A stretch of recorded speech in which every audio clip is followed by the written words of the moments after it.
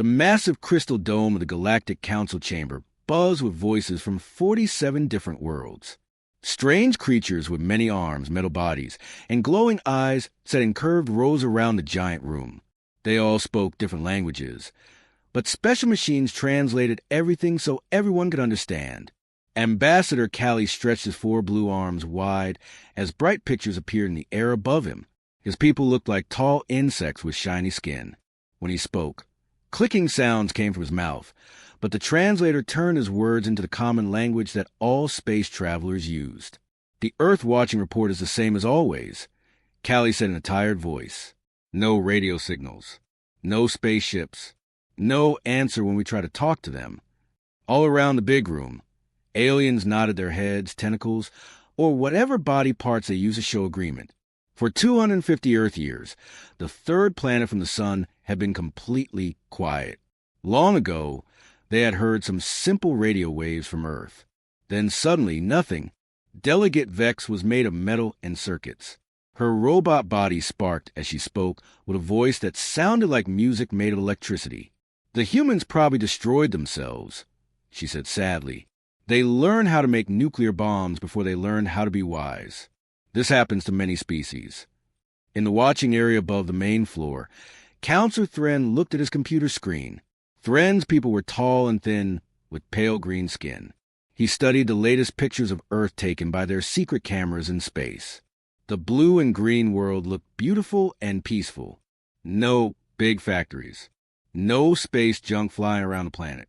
No signs that smart beings lived there.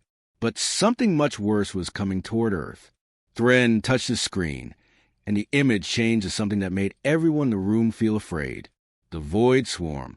It looked like a huge cloud of tiny black dots moving through space. But each dot was actually a machine the size of a building. There were millions of them. These machines ate everything they found. They would land on a planet, break it apart piece by piece, and use the materials to make more machines. Then the bigger swarm would move to the next world. The swarm is definitely heading toward the sun's planets, Thren announced. His voice was deep and worried. It will reach Earth in 37 standard time periods. The huge room became completely silent. Some of the aliens felt sorry for the humans who would soon be killed. Others just felt the cold need to survive. At least when the machines ate Earth, they might be full enough to leave other worlds alone for a while. A delegate with purple fur and 6 eyes raised one of her paws. Should we try to save some humans? Maybe a few thousand. What would be the point? Asked another alien who looked like a walking tree. They are primitive. They have no technology. They cannot survive in our worlds. The law says we must try to help, said Callie, even if they are simple creatures. The council voted. They would send 1 small rescue ship to Earth. If they found any humans still alive, they would try to save a few, but no one expected to find much.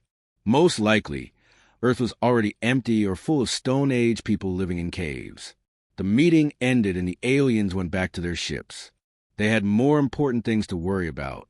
The Void Swarm had eaten 12 entire star systems. Billions of people had died. Whole civilizations had vanished completely.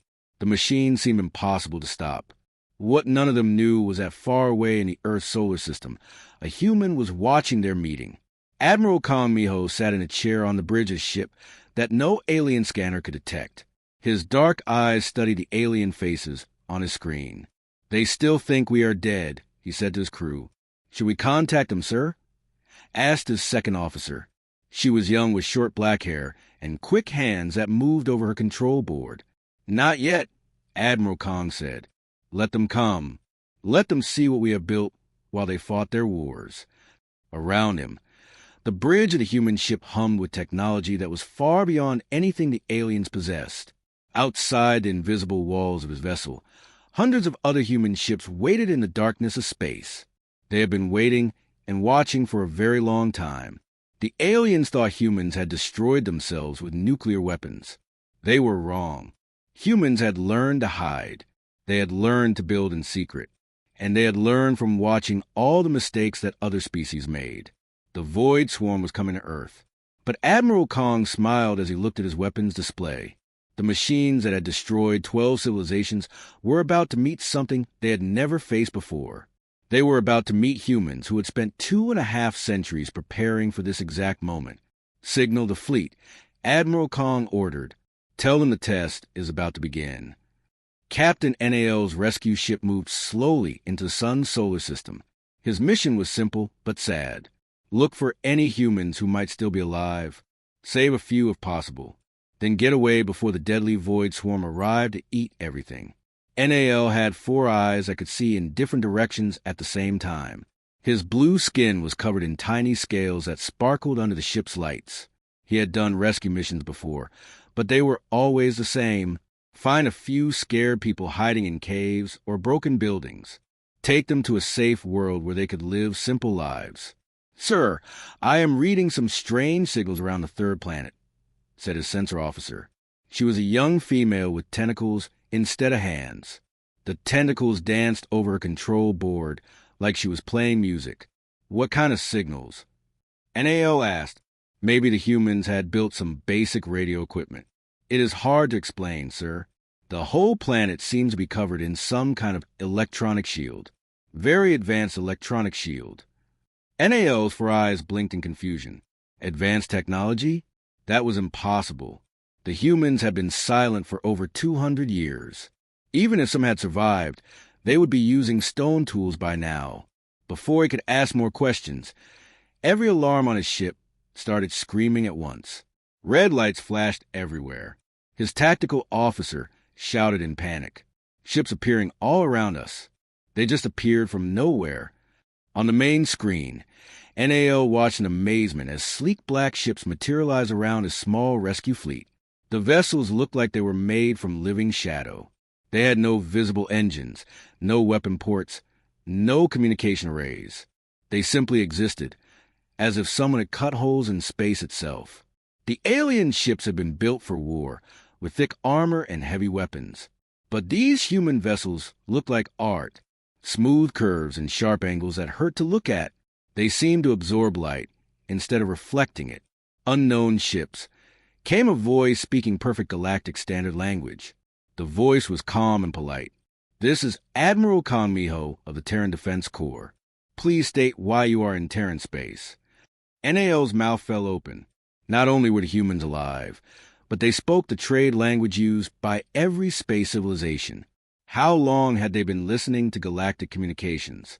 "This is Captain NAL of the Vorthan Rescue Fleet," he managed to say.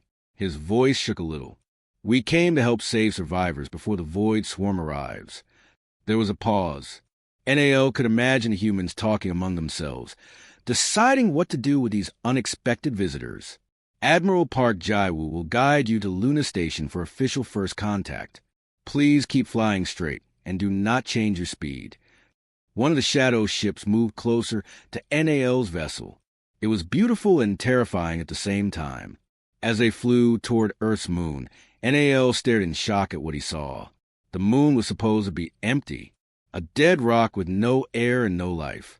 But now huge cities covered its surface, protected by clear domes that held in breathable atmosphere. The cities were bigger than most planetary capitals. They glowed with soft light and were filled with towers that reached toward the stars. "How is this possible?" whispered his sensor officer. The docking bay that received their ship was enormous. It could have held 1,000 vessels the size of NAL's rescue ship. Strange machines moved cargo around with impossible grace. Human workers in clean uniforms directed traffic with hand signals that somehow made perfect sense. When NAL's ship landed, a woman in military clothing was waiting for them. She had short dark hair and intelligent eyes. Her uniform was simple, but clearly marked her as someone important. "I am Admiral Park Jaiwu," she said, holding out her hand in the human greeting that NAL had read about in cultural files. "Welcome to Luna Station. We need to talk." As they walked through the station's corridors, NAL saw technology that made his own advanced ship look like a child's toy. Computer screens floated in the air without any support. Lights that had no visible source illuminated everything with perfect clarity. Transportation tubes carried people at incredible speeds without making any noise. "Your people," NAL said slowly. "You have been here all this time?" "We have been here and many other places," Admiral Park replied. "Earth, Mars, the asteroid belt, the outer planets. We have been busy while the galaxy fought its wars." They entered a conference room with a wall made entirely of transparent material.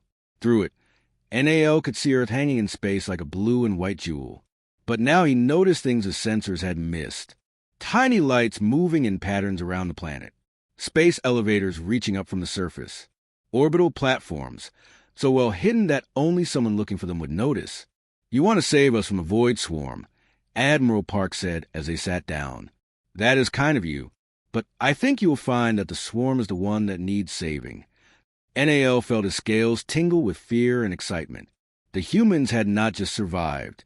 They had become something the galaxy had never seen before. The meeting room had a giant window that showed Earth floating in space like a beautiful blue marble. Admiral Park Jaiwu sat across from Captain NAL and his alien crew at a table made from one solid piece of diamond.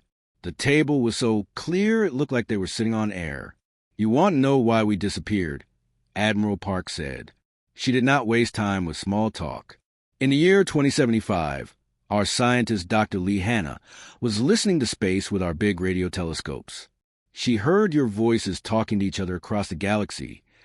She touched the table, and suddenly the air above them filled with moving pictures. The images showed the galaxy as a map covered in different colored areas. Each color represented a different alien species and their territory. "What we learned scared us," Admiral Park continued. "Every species that goes to the stars does the same thing. They build ships, find other worlds, and then fight wars to take them. The whole galaxy is one big battlefield." Dr. Song Nari entered the room, carrying a small device that projected more pictures into the air. She was an older woman with gray hair and kind eyes that looked very smart. "Look at your history," Dr. Song said to Captain NAL. "Your people built starships, found 14 planets, and claimed them by force. You fought wars with 6 different species. Millions died." Captain NAL's blue scales turned a darker shade. Everything she said was true. His people were proud of their expansion across the stars. They called it their great journey of conquest. "Every space-traveling race follows this pattern," Dr. Song went on. "Explore, expand, fight, conquer. It never ends. There's always another war, another enemy, another planet to take." The pictures in the air changed to show Earth as the aliens thought it was. A quiet blue world with primitive people, maybe some simple farms, nothing important. Then the image changed completely. Mars was covered with huge factories and spaceports floating in orbit around the red planet. Europa, one of Jupiter's moons, had become a research station bigger than most planets. The asteroid belt was filled with mining operations that gather metals and rare materials. Hundreds of invisible ships patrol the edges of the solar system like silent guards. "For 250 years, we chose a different path," Admiral Park said. "Instead of announcing ourselves and joining your wars, we decided to watch, learn, and grow strong in secret." Dr. Song activated another display that made Captain NAL's 4 eyes widen in amazement. It showed comparisons between human technology and the best that galactic civilization had to offer. Human power sources were 100 times more efficient than alien fusion reactors. Human computers processed information faster than entire planetary networks. Human spaceships could travel distances that would take alien vessels months to cover. While you fought each other for territory, we solved the real problems, Dr. Song explained. We built fusion reactors small enough to power a single building, but strong enough to run a whole city. We created computers that think at the speed of light. We learned to control gravity itself. She showed them a small cube that glowed softly in her hand. This contains enough energy to power your entire ship for a year. We have millions of them. Captain NAL tried to understand what he was seeing. His people had spent centuries building an empire, fighting wars, claiming planets. During that same time, the humans had quietly become the most advanced civilization in the galaxy. "But why show yourselves now?" he asked. "You could have stayed hidden forever." Admiral Park's expression became serious. Because something is coming that we cannot face alone. The display changed to show the void swarm moving through space like a cloud of death. The mechanical creatures had already eaten 12 star systems, turning entire worlds into raw materials to build more themselves. Your combined fleets have never been able to stop them, Admiral Park said. Every time you fight the swarm, you lose. Whole civilizations have been erased. We have been studying the swarm for decades, Dr. Song added. We know how they think, how they operate, what they want, and we have developed something that can stop them. She showed them images of human ships unlike any they had seen before. These vessels could appear and disappear at will. They carried weapons that did not destroy, but instead changed things at the most basic level. We can reprogram them, Dr. Song said simply. Instead of destroying the swarm, we can make them our allies. Captain NAL felt dizzy. Everything he thought he knew about the galaxy was wrong. The humans were not primitive survivors hiding on a single world. They were advanced beyond imagination, and they had a plan to stop the greatest threat the galaxy had ever known. The test of our technology comes soon, Admiral Park said, standing up from her chair. The void swarm will arrive in less than 30 days. When they do, you will see what humanity has been building during our long silence. Outside the window, Earth continued to spin peacefully in space.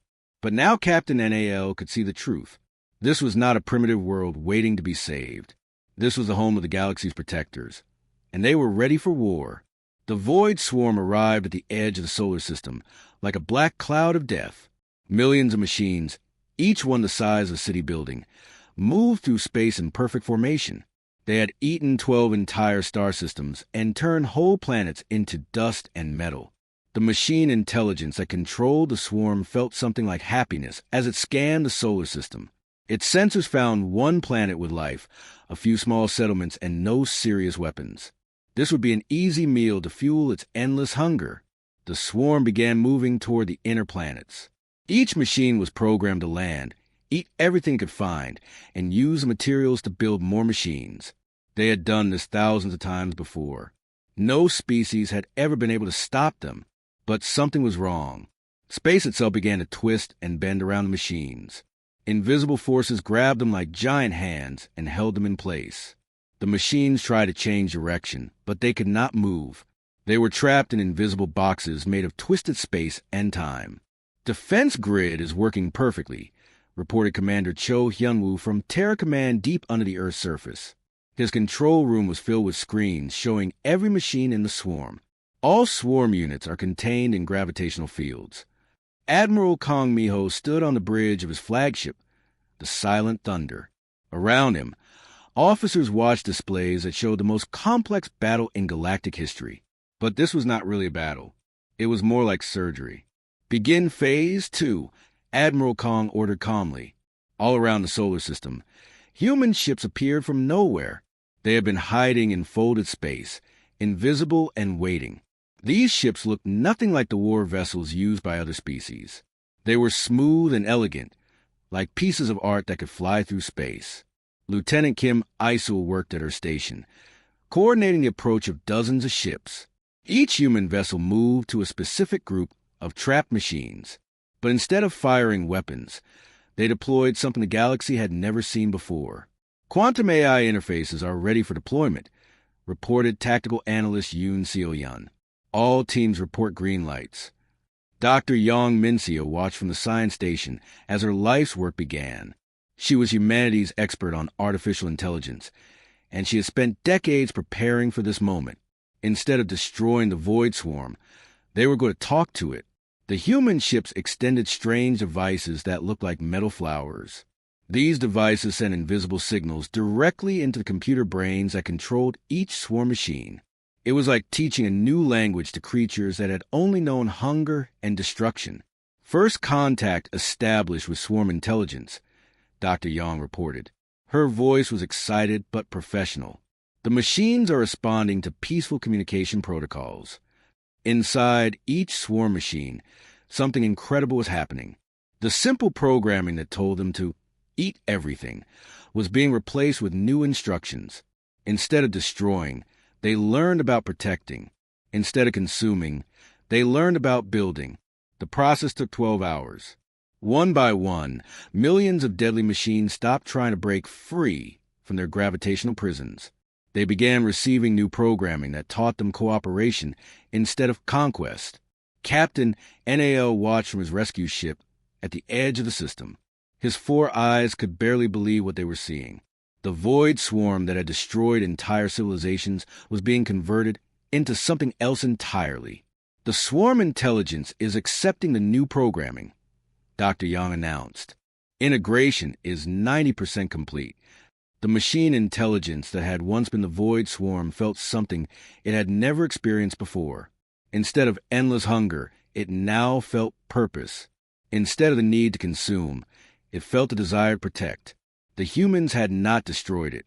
They had given it a new reason to exist. When the conversion was finished, the former void swarm had become something completely different. The millions of machines now formed the Soul Defense Network, spreading throughout the solar system to guard against future threats. Conversion successful, Commander Cho reported. All former swarm units are now responding to defensive protocols. Admiral Kong smiled as he watched the tactical display. The greatest threat the galaxy had ever known was now its greatest protection. The machines that had eaten star systems would now defend them. From their observation ships, the alien delegates watched in stunned silence. Every species in the galaxy had tried to destroy the void swarm through military force. All had failed. Humans had succeeded by choosing understanding over violence. How? Captain NAL whispered to himself. The answer came from Admiral Park Jaiwa's ship. While you learned to fight, we learned to communicate. While you built weapons, we built bridges. The swarm was never evil. It was just lonely and hungry. Now it has friends and purpose. The former Void Swarm machines began patrolling the space around Earth, but they were no longer destroyers. They had become guardians. The galaxy's greatest nightmare had been transformed into its greatest hope, and it had all happened without firing a single shot. 6 months after the Void Swarm became humanity's ally, representatives from every major civilization in the galaxy gathered at Luna Station. The beautiful city under the moon's protective domes had become the new center of galactic politics. Earth itself remained hidden behind its invisible shields, but the moon buzzed with activity from dozens of different species. Ambassador Li Jinwu stood before the assembled delegates in the Great Assembly Hall. The walls showed live pictures of peaceful worlds throughout the galaxy. Behind him, through the transparent dome, the former Void Swarm machines could be seen floating in space like gentle giants, no longer destroyers but protectors. The galaxy has reached a turning point, Li began. His words were instantly translated into 47 different languages. For thousands of years, your civilizations have followed the same path. Take territory by force. Claim resources through war. Keep peace only by threatening to destroy each other. He gestured to the wall displays, which showed the current galactic map. It looked like a patchwork quilt made of blood. Red lines marked borders that had been drawn through warfare. Entire star systems were marked as disputed territory or war zones. Some species had been completely wiped out by stronger neighbors. Humanity offers you a different way, Li continued. We call it the Solar Accords. The holographic display changed to show a new vision of the galaxy. Instead of battle lines, there were trade routes connecting different worlds. Instead of military bases, there were research stations where different species worked together. Instead of territorial claims, there were shared resource networks that benefited everyone. President Jang Ariam of the Earth Republic stepped forward. She was a small woman with a strong voice and eyes that had seen much wisdom. We offer freely what others have hoarded and fought over. Clean energy that never runs out. Computers that think faster than entire planetary networks. Transportation that can cross the galaxy in days instead of years. Defensive systems that make territorial wars pointless. The terms of the Solar Accords were simple but revolutionary. Any civilization that agreed would get access to humanity's advanced technology. They would be protected by the Soul Defense Network, the converted Void Swarm machines that now guarded peaceful worlds. They would join a new galactic economy based on sharing knowledge, instead of fighting over resources. Species that refused the accords would not be attacked or punished.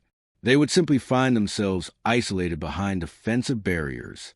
They could continue their old ways of warfare, but only within their own space. The rest of the galaxy would move forward without them. Captain NAL's Vorthan Empire was the first to sign.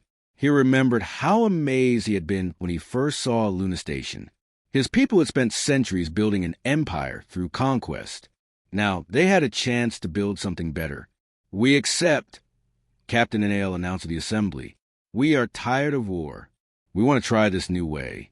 Within days, Vorthan worlds had clean energy reactors that replaced their old polluting factories. Their war fleets were being refitted with human technology that could explore distant galaxies instead of fighting neighbors. The transformation was so fast and so beneficial that other species quickly wanted the same thing. The Silicon Collective, whose robot delegates had worried about the primitive humans, signed next.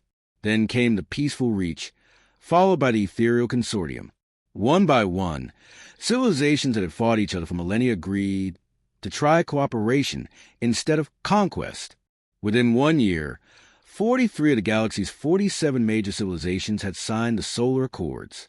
The ancient patterns of warfare that had defined galactic civilization for thousands of years ended almost overnight. The 4 species that refused to join found themselves contained within defensive perimeters created by the former Void Swarm machines. They could still fight among themselves if they wanted, but they could no longer threaten the peaceful worlds beyond their borders.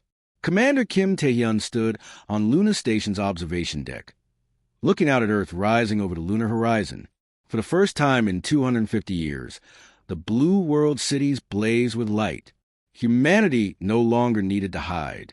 Ships from dozens of different worlds came and went from Luna Station's docks, bringing delegates eager to learn human science and share their own knowledge. The final message from Earth to the galaxy was broadcast by Admiral Park Jae-woo. Her words were simple but powerful. "We watched you fight for territory while we learned to build paradise. We studied your conflicts while we solved the problems that caused them. Now you have a choice. Continue the old ways of endless war, or join us in building something better." As trade ships arrived carrying goods instead of weapons, and as former battle fleets were converted into exploration vessels that would search for new worlds to share rather than conquer, the galaxy entered a new golden age. The great filter that had destroyed so many civilizations was finally overcome. Not through strength or conquest, but through patience, wisdom, and the simple revolutionary idea that cooperation was better than competition. The species that had stayed silent for 250 years had spoken at last. Their words changed everything. War became obsolete. Hunger became history.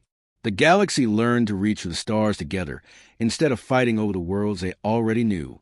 And in the quiet spaces between the stars, the former Void Swarm machines continued their eternal patrol, no longer harbingers of destruction, but guardians of the peace that humanity had made possible.